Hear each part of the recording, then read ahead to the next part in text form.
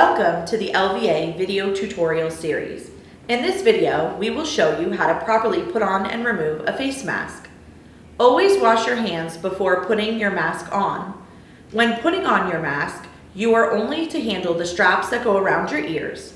Touching the main part of the mask will potentially expose you to harmful germs and bacteria. Put it over your nose and mouth and secure it under your chin. Try to fit it snugly against the sides of your face. Make sure you can breathe easily. Remember to always wear a face mask in all school buildings and when outside at recess or other activities. Don't put the face mask around your neck or up on your forehead. Don't touch your face mask, and if you do, wash your hands or use hand sanitizer to disinfect. When removing your mask, grab the ear loops and stretch to remove. Handle only by the ear loops or ties. Fold the outside corners together. This way, the inside of your mask is not contaminated by the outside of your mask. Be careful to not touch your eyes, nose, or mouth when removing your mask, and wash your hands or disinfect with sanitizer immediately. Thank you.